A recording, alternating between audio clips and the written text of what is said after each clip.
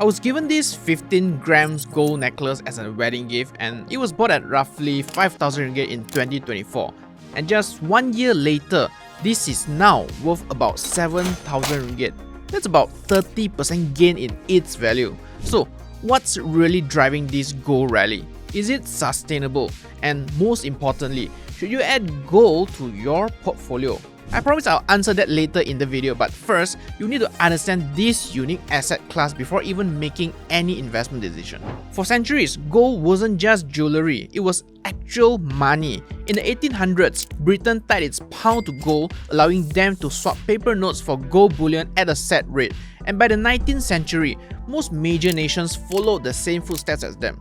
But when the 1930s Great Depression came, it blew holes in that system and governments had no choice but to print money. And because gold's rather fixed supply couldn't keep up with the demand of new paper money required, countries started ditching the gold standard one by one. And after World War II, the 1944 Bretton Woods Agreement pegged global currencies to the US dollar, convertible at $35 per ounce of gold, and thus cementing the dollar as the world reserve currency. But the costly Vietnam War spanning from the 1950s to 70s means the US had to spend a lot by turning their gold reserve into cash.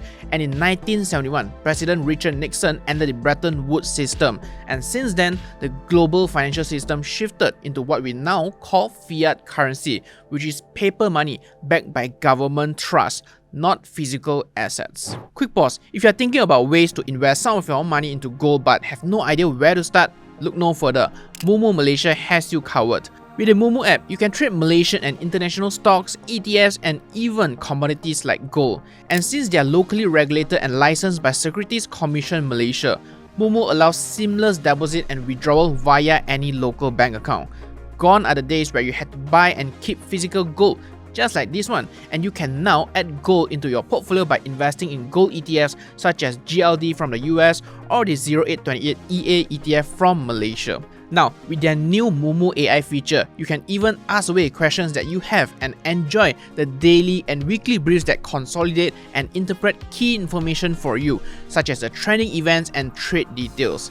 Fees wise, anything less than a share, aka fractional shares, there will be no commissions charged, only a tiny platform fee capped at a maximum of 99 US cents.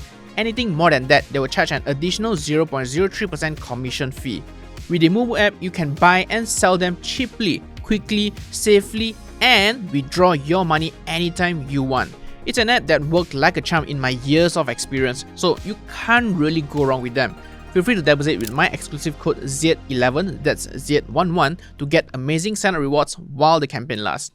Imagine this, one day you wake up to news headlines that your currency just lost half its value, or that your government might block your access to the banking system.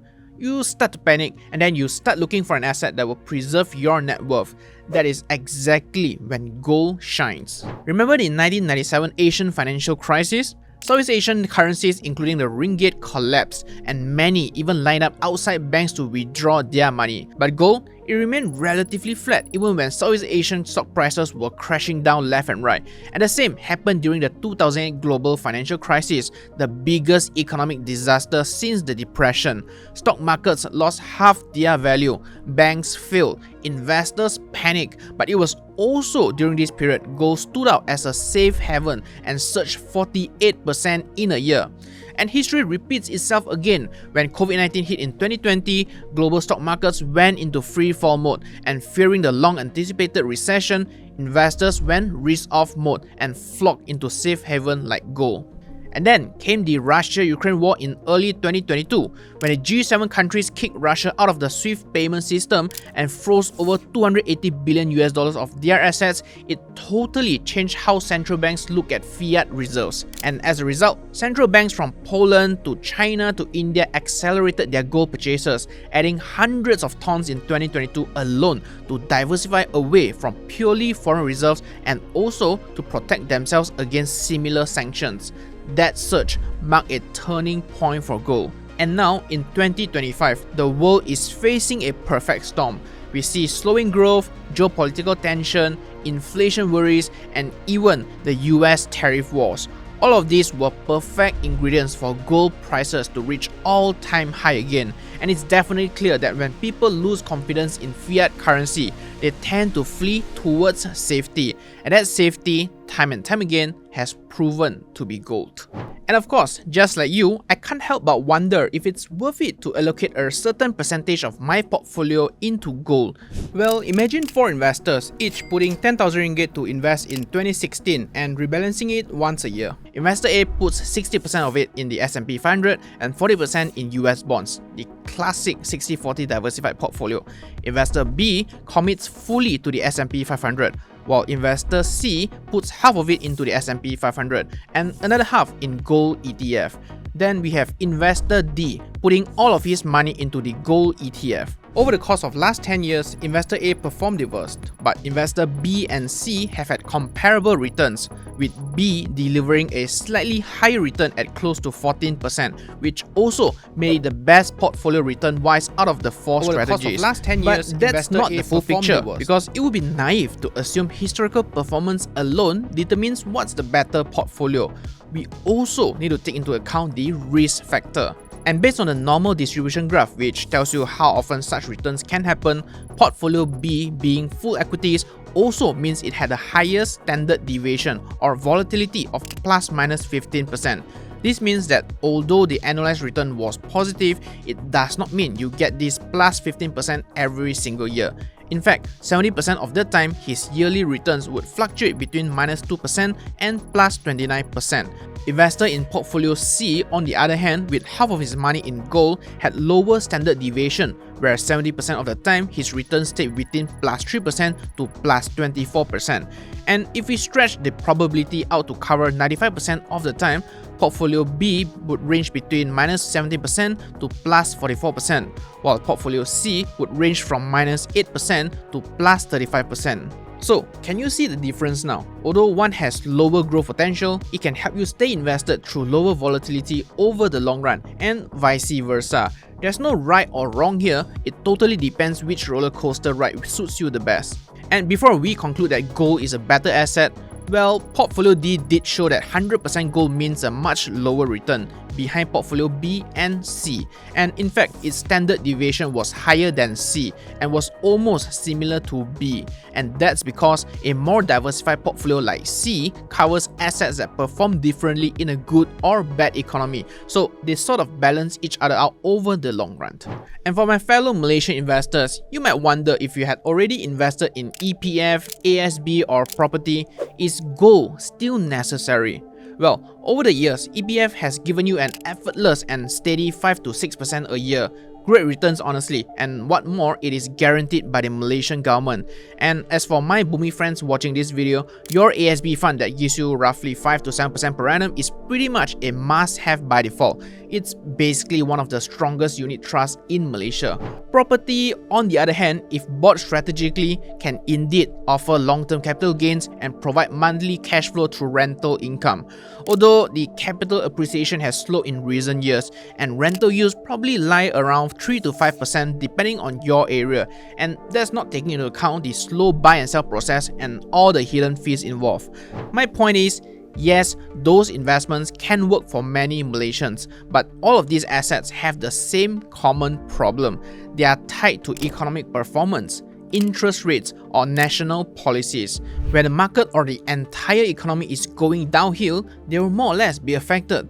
I mean, just watch how our 2025 EPF dividend is gonna be affected by the ongoing Petronas and Petros dispute.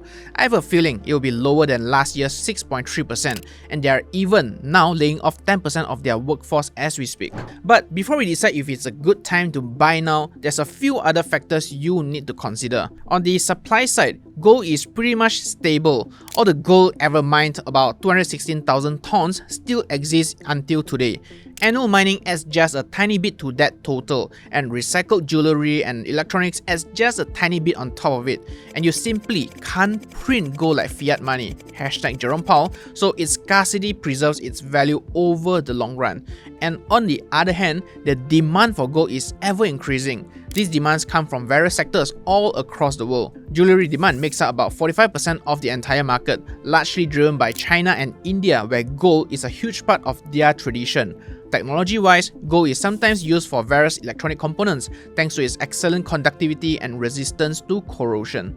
As for investment at 22%, it comes in the form of investors either holding physical gold or digital tools like gold ETFs, and these can be a mix of structural demand plus hype. And while the first few batch investors allocate money in gold for valid reasons, the recent gold hype may push more people to buy gold, hoping the price will continue to rise. But apart from retail investors, central banks like Poland, Turkey, India and China are also quietly stacking tons of gold to diversify from traditional fiat currencies. Countries like Uzbekistan, Portugal and the US now hold more than 74% of gold within their total reserves, and it's usually a structural decision to ensure the economy against any future shocks. Speaking of which, the value of the US dollar is another big factor as well. Since gold is traded globally in US dollar, any weakness in the dollar will make buying gold cheaper in non-dollar countries, hence pushing the price higher. Like in recent times with Trump's ever-changing policies which lost investor confidence in the US, that has resulted in the weakening of the US dollar, making gold much cheaper. But there's also another factor at play: inflation and interest rates.